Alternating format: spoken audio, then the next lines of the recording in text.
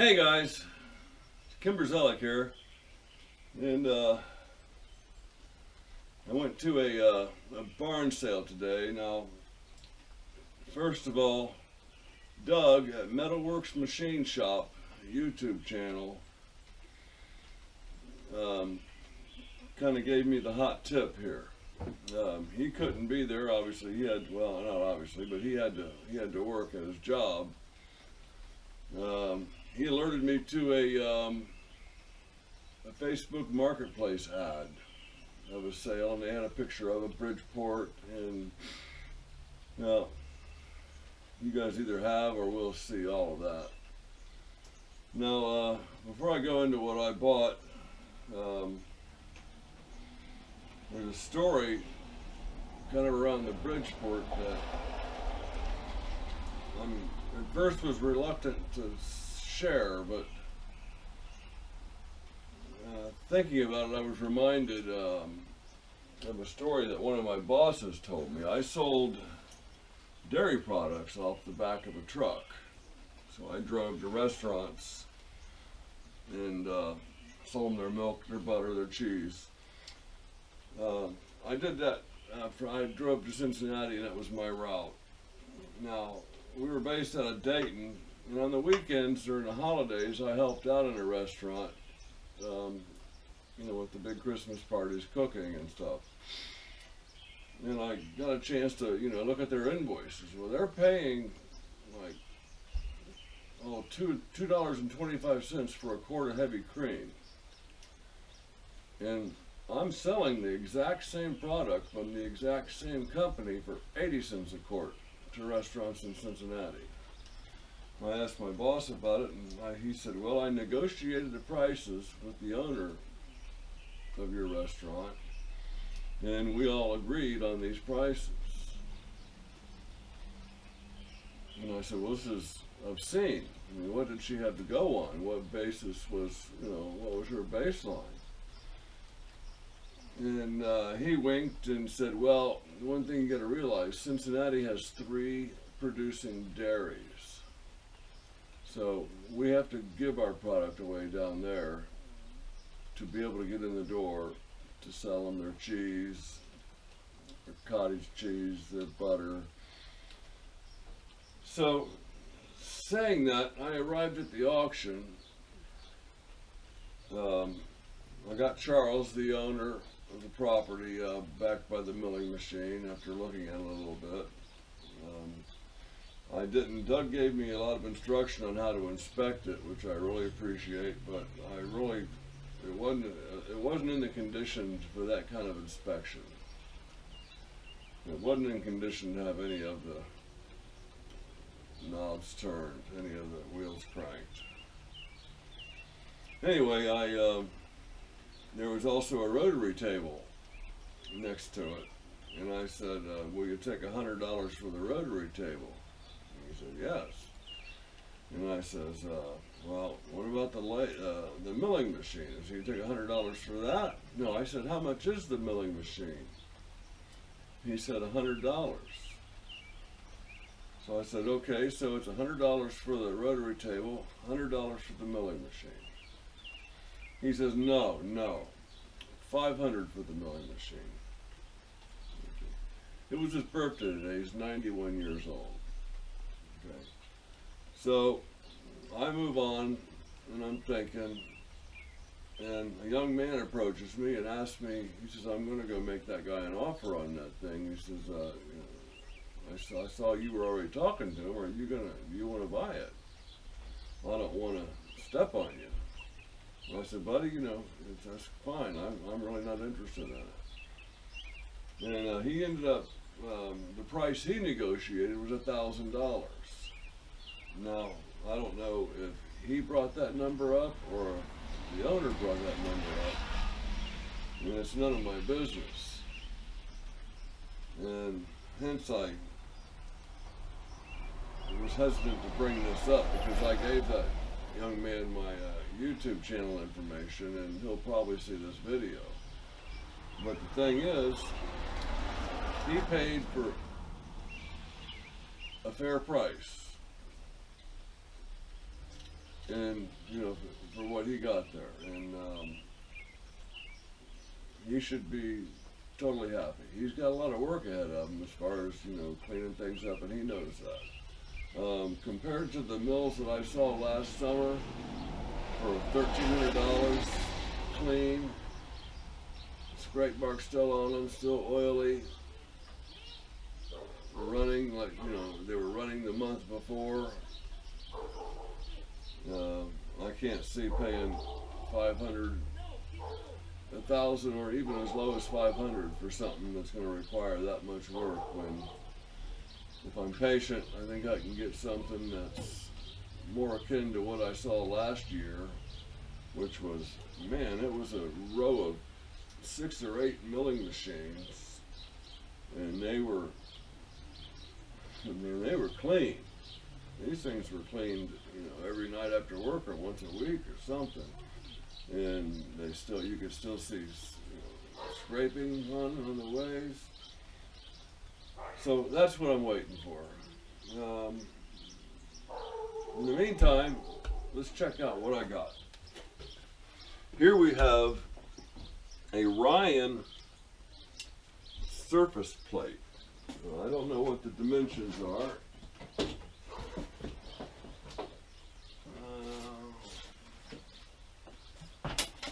Someone going to say 18 maybe. So there's 16, so 18 by 12, or 30 by 35 centimeters. Trying to go metric on you. Anyway, this is a Ryan. There's a serial number. It is RAHN, Dayton, Ohio. And I actually know where that's at, Western Avenue. That's on the west side of Dayton. How thick is that? That's 4 inches. I have it set at 3 points on these are little wooden knobs you would put in a piece of woodwork to hide the screw. So I got that sitting on 3 points here. I haven't cleaned it up yet. Okay. Number 2 is a Do More tool post grinder. It's got a nice box here. Catalog number 11-011, 1/5 horsepower, 15,000 RPMs at no load, 8,000 at full load. And spindle feels really good. Matter of fact, we'll plug that up in a minute and let that run. Okay, now next we got a sine vise or an angle vise.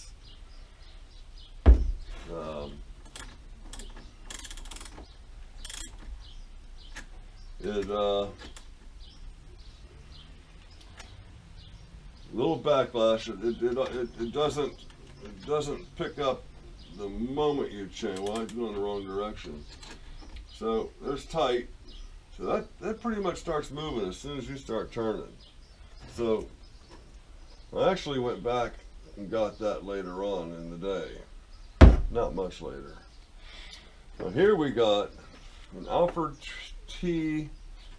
Troyke. I'm going to say Troyke. Cincinnati, Ohio, model BH12 rotary table. And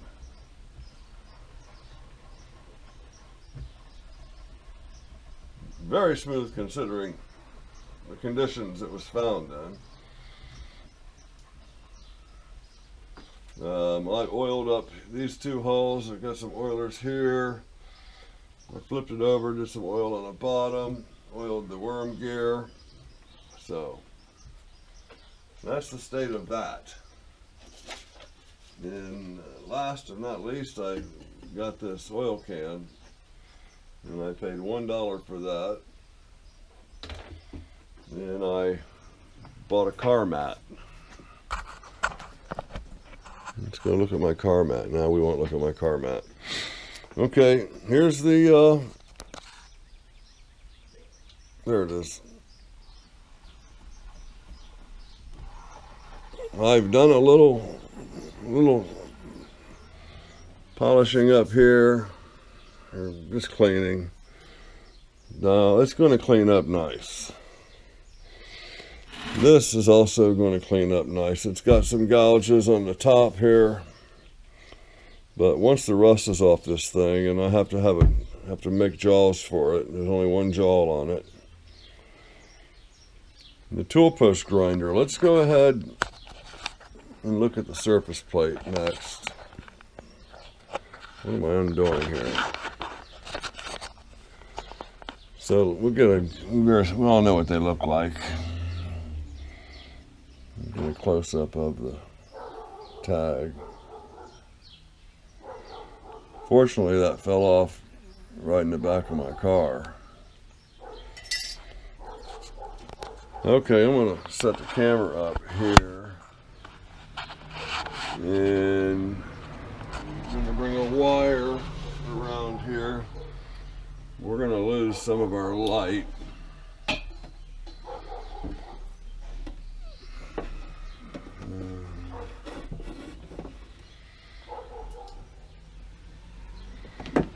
Tell you what, let's bring this over here. What's the best way to see that?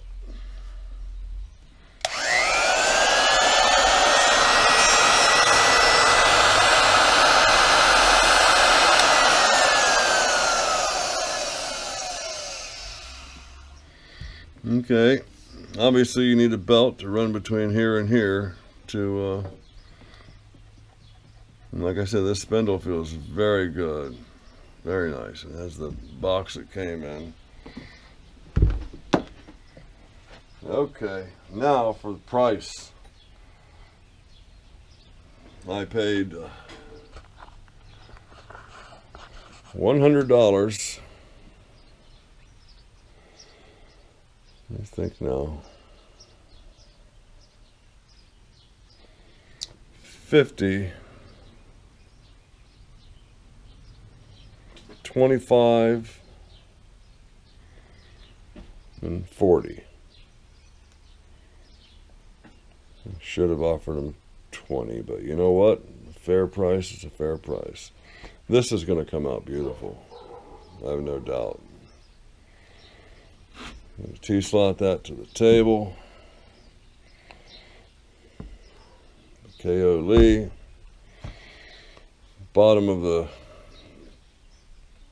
rotary table also looks very good condition. And you know, all this stuff is going to shine right up.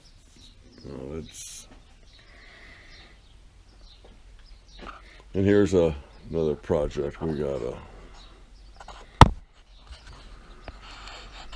kind of ongoing. For right now, I'm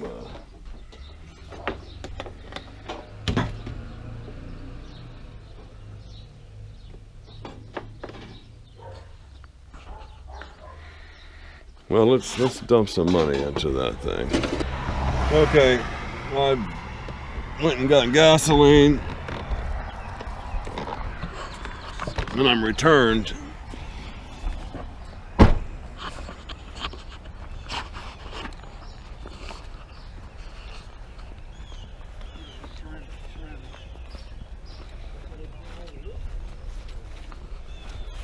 I want to talk to him about this magnetic chuck, and there's a vise I want to get. Do you want to put your initials on it? We can come back.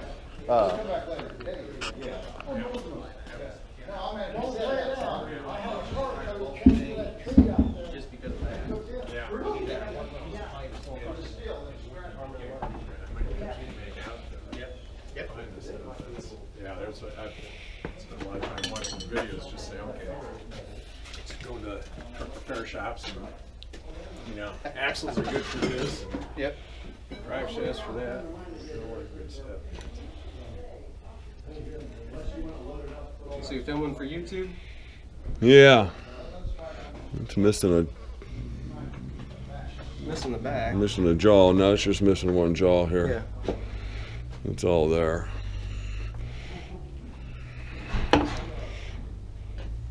Did you move your vise? Did you get the Yep. vise? Okay. Yep, I moved the vise. Yeah, I would. That went with it. So. Yeah, I would grab that other vise too. It's bolted down. Okay. I gave that one a good wiggle. So you're going to have to put some force to take that one actually off if you want it. Yeah, I saw someone looking at that vise. I said, "I got to stay with the machine." I don't think anybody's going to be interested in this thing here. But I don't know. I'd like to If make it it. isn't sold when I come back to pick up the other, I may make an offer on it. But it's going to need some work. Well, that's part of the fun of it. Oh, absolutely. Yeah. So where are you from? Urbana, Urbana? Dayton really, but Okay. Urbana. You kind of look familiar. That's what I was asking. Yeah, that's here's my YouTube channel. It's a Kimber Zelic. Go ahead and take them all. Just search YouTube Kimber Zelic and it'll come up. Okay. And I got your phone number, right? No, I don't think you had mine. Okay, that was somebody else. I was gonna give them some leads on some other YouTube channels to watch. You watch the machining channels? A little bit now and then. A-Bomb, A-Bomb, yep. A-Bomb, Mr. Pete, Yep. Steve Summers. Steve Yep. Summers. Yeah, we're all on the same page. Yep. Yeah, absolutely. Oh, Yeah, this old that's- Tony. This yeah, old Tony was this old just, Tony. just Top my of the machine favorite. I just started watching.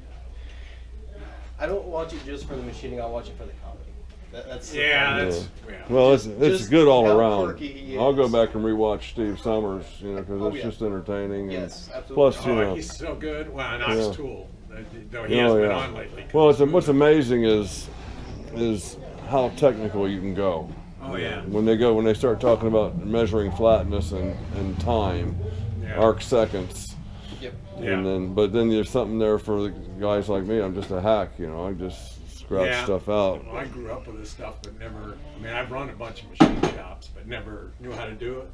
So once I retired, I said, okay, I'm going to figure out what this old fool put those kids through back years ago. I actually worked for Warner and Swayze building, supervising building lathes. And, Were you in the Dayton area? not then. I was in Lima in Cleveland building where we built the turret lathes and AC chuckers Okay. and the like. And then in Lima, we built AC chuckers, and we had a rebuild shop there, but never worked for, well, we bought Bendix, quarter measuring machines over the years, but never had Yeah. dealings My with my father and all his brothers were all tool makers, Yeah. mold makers in the Dayton area. And my one uncle had Celestial Tool. I don't know if that. I guess they were the first ones to make the pull tab for the beer cans.